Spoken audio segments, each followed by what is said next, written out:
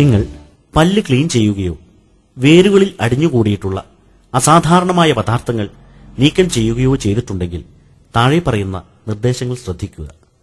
ശസ്ത്രക്രിയ കഴിഞ്ഞ് 2 മണിക്കൂർ വരെ ഭക്ഷണം കഴിക്കരുത്. നിങ്ങൾക്ക് സൗകര്യപ്രദമായി ഭക്ഷണം കഴിക്കാൻ സാധിക്കുന്നുണ്ട്.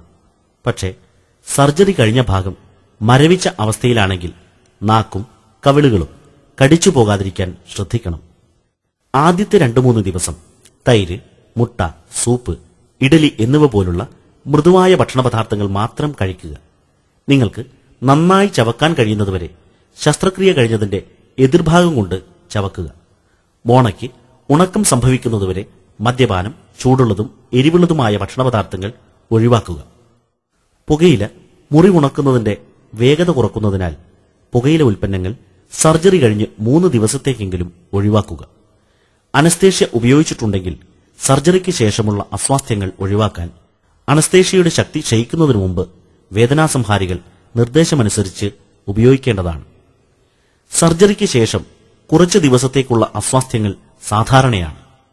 സർജറി കഴിഞ്ഞ് 6 മണിക്കൂറിന് ശേഷം വീക്കവും വേദനയും കുറയ്ക്കാൻ 20 മിനിറ്റ് ഇടവിട്ട് ഐസ് കട്ട വെക്കേണ്ടതാണ്.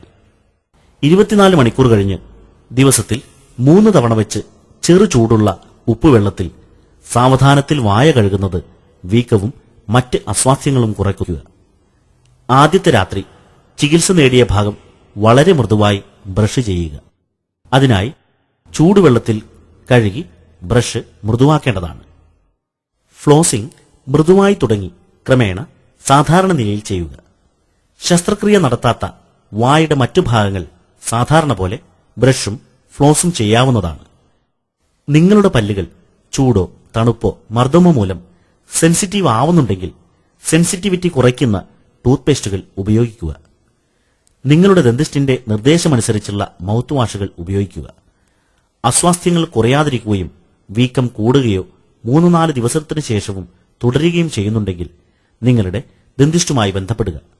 കൂടാതെ നിങ്ങളുടെ മറ്റ് സംശയങ്ങൾക്കും ആശങ്കകൾക്കും ഞങ്ങളുമായി ബന്ധപ്പെടുക.